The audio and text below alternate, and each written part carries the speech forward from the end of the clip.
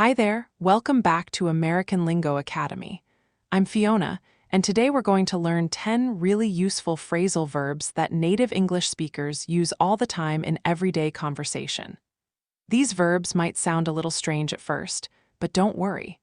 I'm going to explain each one very clearly with simple examples that will help you understand exactly when and how to use them. So grab your notebook, get comfortable, and let's start learning together. Number 1, dry off. This phrasal verb means to remove water from something or from your body by using a towel or by letting the water go away naturally. When you come out of the shower, the pool, or the rain, you need to dry off. It's what you do to become dry again after getting wet. For example, imagine you just finished swimming at the beach with your friends. The sun is shining and you're all wet from the ocean water. You grab your big beach towel and start rubbing it all over your body to remove the water. You say to your friend, "I need to dry off before we go to the car. I don't want to get the seats all wet." This is a perfect time to use dry off because you're actively removing water from your body. Here's another one. Picture this. You're giving your dog a bath in the backyard because he got really dirty playing in the mud. After you finish washing him with soap and water, he shakes his whole body and water goes everywhere. Now you take a large towel and start rubbing his fur to get all the water out. You tell your kids, "Help me dry off the dog before he runs inside the house." In this situation, you're using dry off to talk about removing water from the dog's fur, so he won't be dripping wet when he goes inside. Number 2, dry out. This phrasal verb means to become completely dry or to make something lose all its moisture or water. It usually takes some time. You can use this when something has been wet for a while and now it needs to become totally dry. Sometimes we use it when something becomes too dry, which can be a problem. For example, let's say you accidentally left your favorite leather jacket outside on the porch overnight and it rained really hard. In the morning, you find your jacket completely soaked with water. You bring it inside and hang it near the window where there's good airflow and some sunlight. You tell your roommate, "I'm going to leave my jacket here for a few days to dry out. It got completely wet in the rain last night." You're using dry out because the jacket needs time to lose all that water and become completely dry again. Here's another one. Imagine you're baking cookies and you leave them in the oven for too long because you got distracted by a phone call. When you finally take them out, the cookies are hard as rocks. They've lost too much moisture and they're not soft and chewy anymore. Your friend tastes one and says, "Oh no, these cookies dried out. They're way too hard to eat." In this case, dried out means the cookies lost too much moisture and became too dry, which ruined them. Number 3, dry up. This phrasal verb has a few meanings, but the most common one is when water or another liquid completely disappears or when a supply of something ends. You can also use it to tell someone to stop talking, but that's not very polite. Let me focus on the first meaning because that's what you'll hear most often. For example, think about a small pond near your house where ducks usually swim and play. It's summer now and there hasn't been any rain for 3 months. The weather is extremely hot every day. You walk past the pond one afternoon and notice that there's almost no water left. The ground is cracked and dry. You say to your neighbor who's also looking at the pond, "Wow, the pond has completely dried up. We really need some rain soon."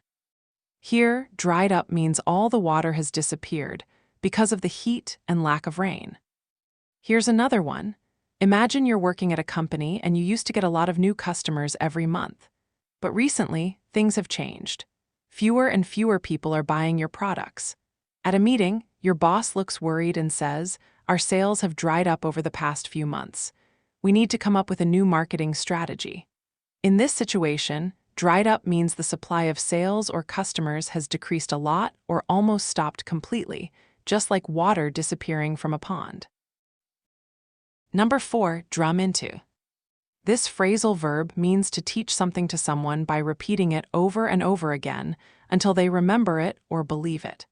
It's like when a teacher or a parent keeps saying the same thing many times because they want you to really learn it and never forget it. The idea is that the repetition is like the steady beat of a drum, constant and repetitive. For example, let's say you're a parent and you're always reminding your children about safety rules. Every single day before they go to school, you say the same things. Look both ways before crossing the street. Don't. Talk to strangers. Call me if you need help. You've been saying these things for years. Your friend asks you, how do your kids know all these safety rules so well? You answer, I've drummed these rules into them since they were very young. I repeat them every single day. You're using drummed into because you've taught these rules through constant repetition. Here's another one. Think about when you were learning to drive a car. Your driving instructor kept telling you the same important things again and again. Check your mirrors. Use your turn signal. Keep both hands on the wheel. He said these things during every single lesson. After you pass your driving test, someone asks you what the most important driving tips are. You immediately remember everything your instructor said because he repeated them so many times. You think to yourself, my instructor really drummed these safety tips into me. I'll never forget them. Here, drummed into means your instructor taught you these tips through lots and lots of repetition until they became automatic for you. Number 5, drum out. This phrasal verb means to force someone to leave a group, organization, club, or position, usually because they did something wrong or broke the rules. It's often used when someone is kicked out in a public or official way. This phrase isn't as common as some others, but it's still good to know. For example, imagine there's a professional organization for doctors in your city. One doctor in this organization gets caught doing something very dishonest. He lied about his qualifications and he gave patients wrong information. The other members of the organization are very upset and they hold a formal meeting. After discussing what happened, they vote to remove him from the organization. At the meeting, the president announces, "We have decided to drum him out of our organization." His behavior was completely unacceptable. In this case, drum out means they're officially forcing him to leave the organization because of his bad behavior. Here's another one. Picture a small town where there's a local business club. All the members are supposed to follow certain ethical rules about how they treat customers and other businesses. One member keeps breaking these rules. He cheats his customers and spreads lies about other businesses. The other club members have had enough. They call a special meeting and tell him he's no longer welcome. One member says afterward, "We drummed him out of the club last week. We couldn't let him represent us anymore." Here, drummed out means they forced him to leave the club because he kept breaking the rules and hurting the club's reputation. If you're enjoying this lesson and learning something new, please take a second to hit that like button and subscribe to our channel. We upload new videos every single day to help you improve your English, and your support really means the world to me. Okay, let's keep going. Number 6, drum up. This phrasal verb means to try to get support, interest, business, or attention for something, usually by making an effort to tell people about it. When you drum up something, you're actively working to create interest or excitement. Business owners often try to drum up new customers. Politicians try to drum up support. For example, let's say you just opened a new coffee shop in your neighborhood. You want lots of people to know about it and come visit. So you start doing different things to get attention. You hand out flyers on the street. You post pictures of your delicious coffee and pastries on social media. You offer a special discount for the first week. You're working really hard to get customers. Your friend who owns another business asks you how things are going. You tell her, "I'm trying to drum up more business by advertising on social media and offering special deals." You're using drum up because you're actively working to create interest and attract customers to your new shop. Here's another one. Imagine your child's school needs money to buy new computers for the classrooms. The parent volunteer committee decides to organize a fundraising event. They need to make sure lots of people come to the event and donate money. So they start calling parents, sending emails, putting up posters around town, and even getting the local newspaper to write a story about it. At a planning meeting, The committee leader says, "We need to drum up as much support as possible for this fundraiser. Let's contact everyone we know." In this situation, drum up means they're trying to generate interest, excitement, and support for their fundraising event by spreading the word and encouraging people to participate. Number 7, duck out of. This phrasal verb means to avoid doing something you're supposed to do or to leave a place quickly and quietly, often because you don't want to do something or you don't want people to notice you leaving. It's like when you try to escape from a responsibility or a situation without others realizing it. For example, think about a situation at work where there's a really boring meeting scheduled for Friday afternoon. Everyone in your department is supposed to attend, and it's going to last for 2 hours. You really don't want to sit through this long, boring meeting, so you make up an excuse. You tell your boss you have an important doctor's appointment that you forgot about. Then you leave work early before the meeting starts. Later, your coworker says to another colleague, "Did you notice that Tom ducked out of the meeting today? He said he had a doctor's appointment." Here, ducked out of means you avoided or escaped from the meeting by leaving early and making an excuse. Here's another one. Let's say you promised your friends that you would help them move furniture this weekend. They're moving to a new apartment and they really need your help carrying heavy boxes and furniture. But when the weekend comes, you realize you really don't feel like doing all that hard work. So you send them a text message saying you're not feeling well and you can't make it. You found a way to avoid doing what you promised. Your friend might say to the others, "I can't believe he ducked out of helping us at the last minute. Now we're one person short." In this case, ducked out of means you avoided or escaped from the responsibility you had agreed to. Number 8, duff up. This phrasal verb is British slang, and it means to beat someone up or to hit someone and hurt them physically. This is not a polite phrase, and it's used to talk about violence or fighting. You probably won't use this phrase yourself very often, but you might hear it in British movies or TV shows, so it's good to know what it means. For example, imagine you're watching a British crime movie. There's a scene where 2 men are arguing in a dark alley. One man is very angry with the other man because he thinks the other man stole money from him. The angry man threatens the other man by saying, "If you don't give me my money back by tomorrow, I'm going to duff you up." I'm not joking. He's basically threatening to beat up the other man and hurt him physically if he doesn't return the money. This is a very aggressive and threatening thing to say. Here's another one. Picture a situation in a British neighborhood where there are some young people who sometimes get into fights. One teenager comes home with a black eye and a bruised face. His mother is very upset and worried. She asks him what happened. He explains that he had an argument with another boy at school and things got physical. His mother says angrily, "Who duffed you up? Tell me right now. I'm going to talk to his parents." She's asking who beat up or physically hurt her son. Again, this is British slang and it refers to physical violence. It's important to know this phrase if you watch British content, but remember it's not a polite phrase and it's about violence. Number 9, dumb down. This phrasal verb means to make something simpler or less complicated, often by removing difficult or complex parts, usually so that more people can understand it.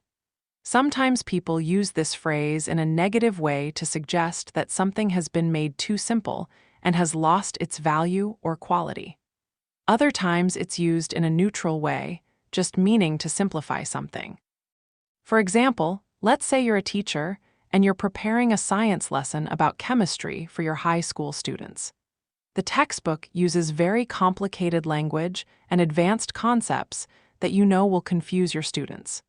So you decide to rewrite the lesson using simpler words and easier examples that your students can understand better. You explain fewer complex theories and focus on the basic ideas. A fellow teacher sees your lesson plan and says, "I see you've dumbed down the chemistry lesson for your class. That's probably a good idea since many of them struggle with science." In this case, dumbed down means you simplified the lesson to make it easier for your students to understand.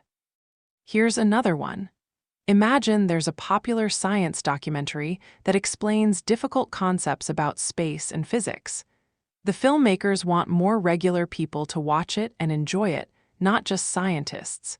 So they remove a lot of the technical language and complicated mathematics. They add more pictures, animations, and simple explanations that anyone can follow.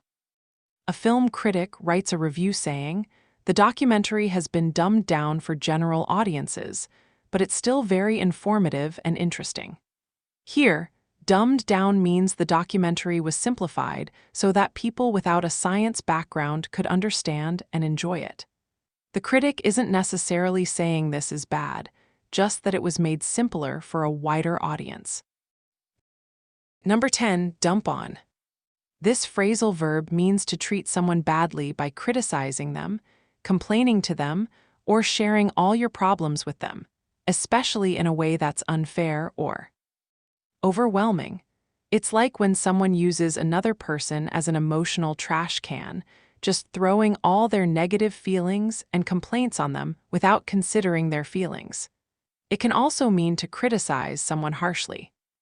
For example, let's say you have a coworker named Sarah who's going through a difficult time in her personal life.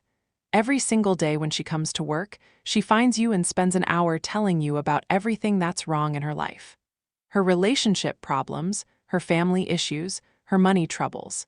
She just keeps talking and complaining without asking how you're doing or noticing that you have your own work to do.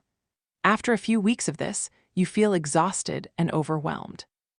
You tell your friend, "I really care about Sarah, but she dumps on me every single day, and it's becoming too much.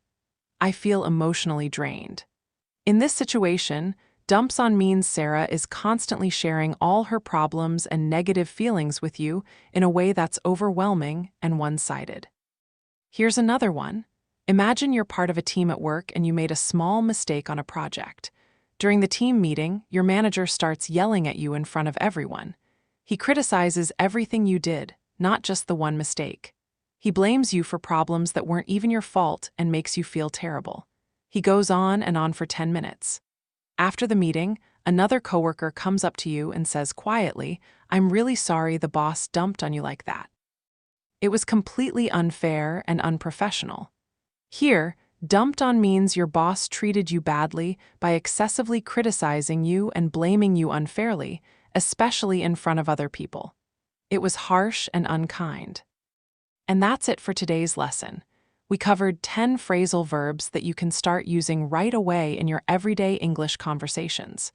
Remember, learning phrasal verbs takes practice. Don't worry if you don't remember everything perfectly right now. The more you hear these phrases and try to use them, the more natural they'll become.